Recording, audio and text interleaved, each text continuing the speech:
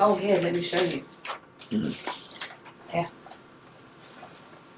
Thank you. I think it's at the back where it says people.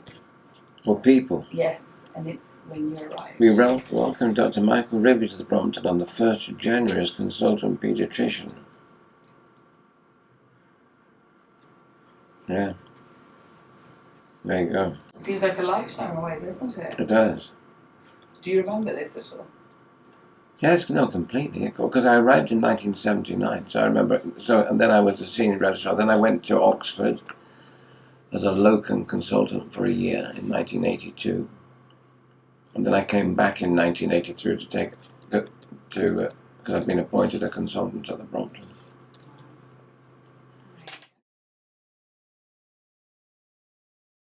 I first walked through the revolving door in 1979. Could you tell us a bit about your background and how you ended up at the Brompton?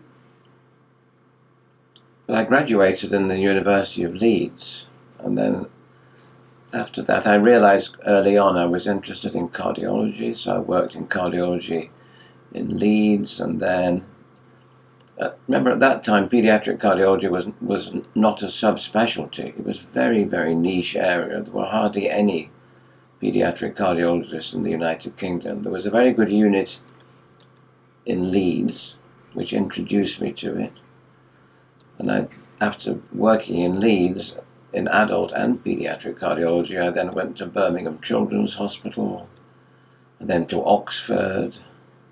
And then I got a Canadian Heart Foundation fellowship in Toronto, Canada. Worked at the Children's Hospital there. And then from there, I applied for a senior registrar post at the Brompton and was very surprised to be appointed. I came to the interview not expecting to get the job, and there were 8 people interviewed, and I thought I had no chance. Anyway, I got the job. So I ended up as a senior registrar at the Brompton, where there was a marvellous team at that point of very well-known people. Elliot Scheinborn, Bob Anderson, pioneers of paediatric cardiology. And were young pioneers, modern people.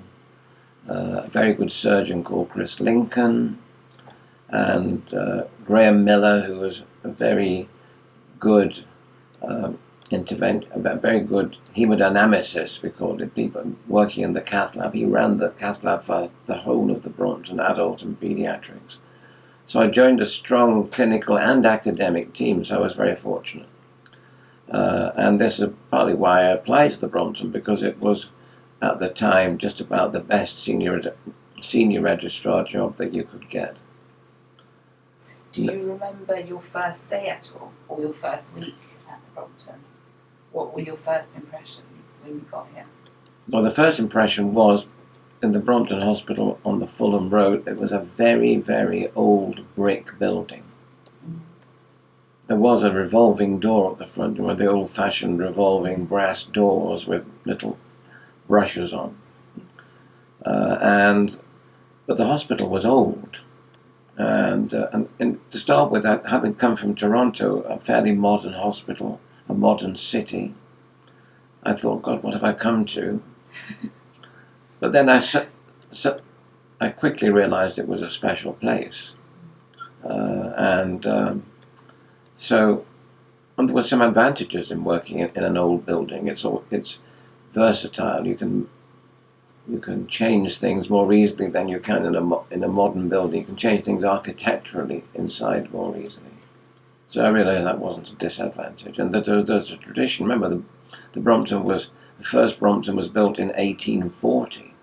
1840. So it was a very old institution. And did anything exceed your expectations from when you first started? I think that what exceeded my expectations was how much I learned and how quickly.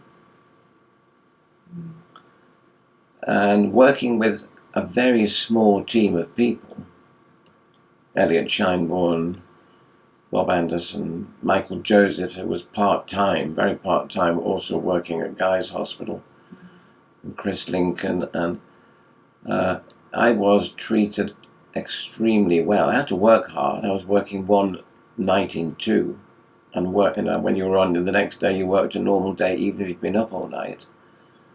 But I was very well supported academically, clinically. Also, Derek Gibson, one of the stars of early echocardiography, looked after me extremely well. I was taken to meetings. I was encouraged to do research. I was encouraged to present or do lectures on all over the place, in Germany, even in Brazil. Germany, Brazil, Italy, Spain. I travelled a lot, and I got treated very well by my enthusiastic colleagues. So it was a wonderful experience. I was very fortunate. And I met around the world. People came to the Brompton quite often, people from the United States and Canada who were well known in the field of children's heart surgery and paediatric cardiology. They visited us, and I visited them as meetings. So I met the stars. John Kirkland, one of the greatest cardiac surgeons of all time, spent time at the Brompton. Francis Fontaine, another famous cardiac surgeon from France, from Bordeaux, was a regular visitor, and many others. So it was a stimulating environment. Do you think that's part of what has kept you here all these years? That stimulating environment at the Brompton? Yes, no, I've loved it. I know I've worked with wonderful colleagues. Obviously, the department has expanded a lot. Mm-hmm. I've worked with wonderful colleagues, both within paediatric cardiology and but in the wider hospital, adult cardiology, respiratory medicine. So I felt privileged. Privileged. I say to people very often, I've been paid very well to do my hobby. It's been hard work, but I enjoy every minute of it. And obviously there are stresses and strains, and you're working with children with major heart disease. Mm-hmm.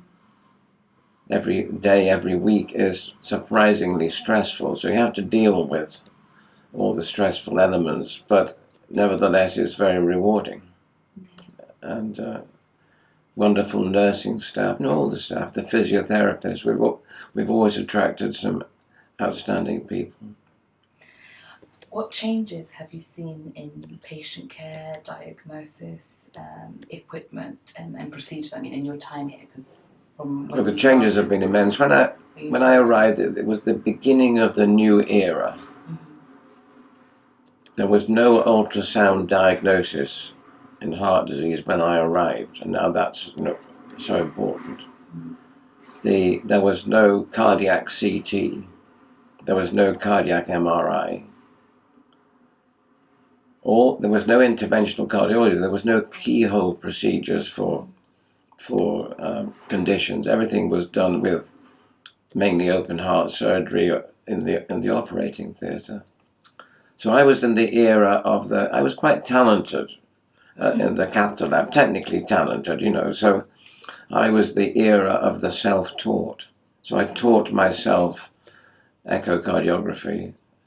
I taught myself cardiac catheterization and interventional catheterization, all those procedures that were coming to the fore in the 80s, 1988 through to 1995. There was a huge expansion. So I taught myself, but sometimes for more complex things, we'd invite somebody to come from the United States. Already I knew people, so I could bring people up and say, will you come for a couple of days and show me how to do this, and we'll get some patients. And the hospital were very supportive. They paid for the flights for people to come and stay, and the hotel bills so we could get very good people to come and show us what to do and how to do it. So that was important. The support from the hospital, from the management. No, of course. And you've taught a lot of students during your time here. Are you still in touch with some of them? Have you been able to follow their careers at all? Well, that's the other wonderful thing about working here. The number of visitors we have, postgraduate students, who come from all over the world. all over the world, from Japan, from the Philippines, from Europe, from Brazil, Argentina, Chile, people from the United States as well. So Scandinavia, an influx of people coming to work with us often for a year, some people coming from shorter periods to spend time learning. And so I have so many contacts. I mean, I didn't start this system. Elliot Scheinborn had already introduced getting foreign fellows to come, usually funded by their own governments, to be honest, and then coming and working with us, almost like a free employee, because we couldn't afford to. But they worked with us, and many of them I'm in touch with today, all over the world. So I still see them at international meetings, and we discuss things. And so many people have become part of what we call the Brompton family. Yeah. Once you've worked at the Brompton for a year or something, you feel very much part of that Brompton family, which again is another very rewarding part of working here. And that family spreads worldwide. Family spirit. Yeah, that family spirit. Could you share with us some of your fondest memories so far from working at the Brompton? My fondest memories? Some of them, yes. Because I think I can imagine you've got a few. So that's a challenging question. I mean, when I retire, there are many, many things that I look back on. I mean, one of the things which is unforgettable is the annual Christmas show. When I arrived at the Brompton in 1979 in the summer, it got to Christmas, and Paul Aldershaw, who was a talented pianist, an adult cardiology senior registrar, said, "Why don't you perform in the Christmas show?" I don't know why he thought I might want to. I can't remember what had given him that idea, but he said, "You go and sing and I'll play." The Christmas show producer was always routinely the resident medical officer in chest medicine. And that person changed every year, but the person who was the resident medical officer in chest medicine had to organize the Christmas show. And some of them, of course, didn't have much talent for organizing a show. Who can organize a variety show very easily? And anyway, there was an audition. And so he was there with somebody else and said, "What are you going to do?" I said, "Well, I could sing a song in drag." Oh, nice. He said, "Okay, we'll start the song." And I think I started off by doing something which I'd written. Do you remember what you sang? Yes, I said, "I'd like to introduce myself to all you lovely men." He said, "Perfect." You're hired. Perfect, said, "You're in." So that was one of the starting songs. And so with a few years we didn't have shows, but basically I've appeared in the Christmas show regularly for many years. It used to be a huge tradition. People have less time for rehearsing now, and it's perhaps, less people want to be in the show. People used to queue up to be in the chorus and do things on stage, and that's no longer the case. People are much more reticent than they used to be. Anyway, so that was something I could never forget. And I'll never forget some of the wonderful people I've worked with, some of the wonderful patients I've been involved with. I mean, for me, if on any week, walking along the corridors of the Brompton, I will bump into maybe a 25-year-old or a 30-year-old or a 35-year-old, often with their mother, who will stop and say, Dr. Rigby, and they recognize me, and then they told me the name of their child, and I always remember them. I always remember their diagnosis and their history. I mean, my memory, fortunately, is very good. And so that's another very rewarding thing, remaining in contact and still seeing patients from the past. if you've been the doctor for a child since the first day of life or the first week of life, through a series of treatments and what have you, you become considered as part of the family. And you continue to see people on a regular basis. It might be every 6 months, it might be once a year. But year after year, you see the same patients and their parents, and so they consider you to be almost a family member. Medicine's different these days because there are very few instances where people go and see the same doctor every time they go. It happens rarely, so it's a little bit unique in the service which I was able to provide because there weren't many of us, and the same patients coming back. They find very reassuring, but it's something of the past. You can no longer choose which airline pilot is going to fly you on holiday, and the same is true of doctors. Yeah, that is true. That is true. That's very lucky. I mean, from what I understand, as well as a singer, you play the piano. Is that right? Have you been? Yes. So when I do eventually retire, the question is, I have to have something to make me get up in the morning. And I'm sure I'll find numerous things, but one of the things that I want to pursue is piano. So I do play piano. I started late in life, although I knew I had the talent, and it probably was 20 years ago when I started having some lessons. And I did my grade 6. And I got fed up of doing the exam. So I had some classical training, but I wanted to play popular music and jazz. So I kind of just pursued that. I'm not completely fabulous, but I play piano and I can sing at the same time, which is quite a challenge. So I sing, play the piano, and I want to carry on learning techniques and maybe even do a diploma or meet. And also I'd have the opportunity then of meeting like-minded people who are interested in music and performance. So that's one thing I will do to make me get up in the morning, practice, and perhaps go out and go to some appropriate location to learn and mix with other people. So that's one of the things that I'm certain to do to keep me sane. That's good. Do you have any other anecdotes that you can share with us from your time here? Any other anecdotes? Yes. That will be suitable on camera. They'll be suitable. One of the stories which I sometimes share with people, it isn't actually particularly from the Brompton, but I hadn't been at the Brompton all that long when Bob Anderson was organising a course on paediatric cardiology in Brazil. So in about 1982, I flew to Brazil, first class.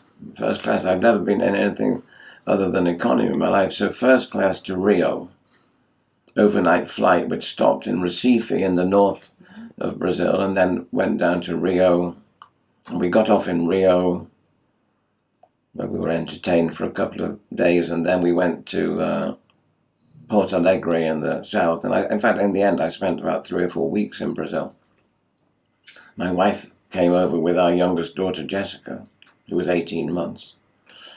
Anyway, a few years later, going back to Brazil, I went out to dinner one night with the faculty for a meeting, and somebody I didn't know insisted that we went to a nightclub. There was a group of us at the nightclub, and I didn't know at the time that our host was the editor or the owner of the state newspaper, with a big circulation. Anyway, we went out to a nightclub and we left about 2 o'clock in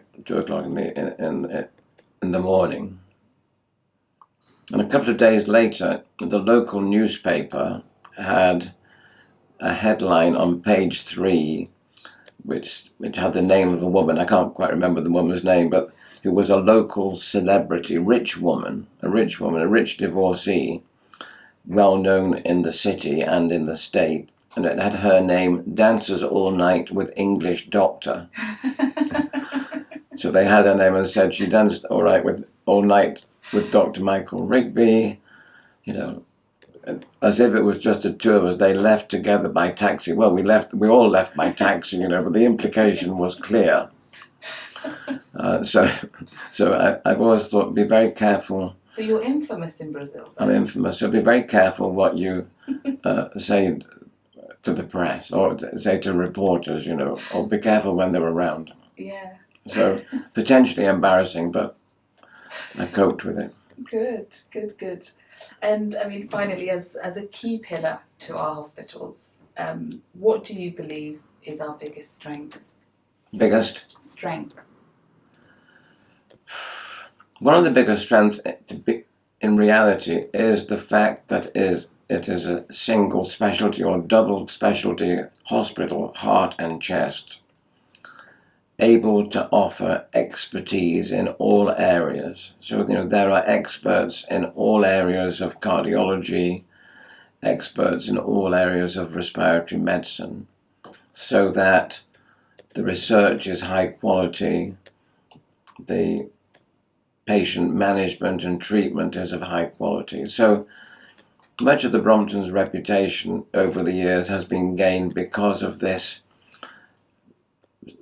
or single specialty or double specialty of cardiothoracic medicine and surgery.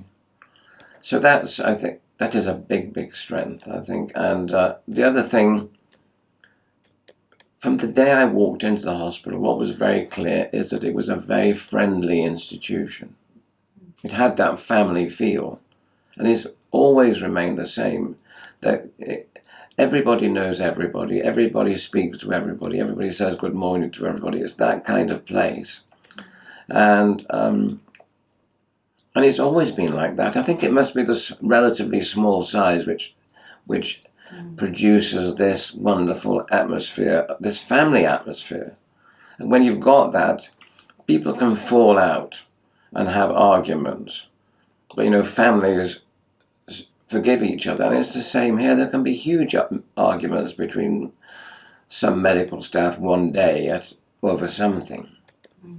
It might seem a big argument. The next day it's all forgotten. So disagreements don't linger in this environment, and that's something which I think is a little bit unique in hospital life. There's some people fall out and never speak forever, you know. This doesn't happen at the Brompton. So to have worked in such a happy institution has been a bonus for me. It's been the bonus which said I've been fortunate to be paid to do my hobby. Well, thank you so much for your time, Michael, and for sharing your Brompton journey with our alumni. Thank you, really. Thank you very much. It's a pleasure. Thank you. Thank you. That was great.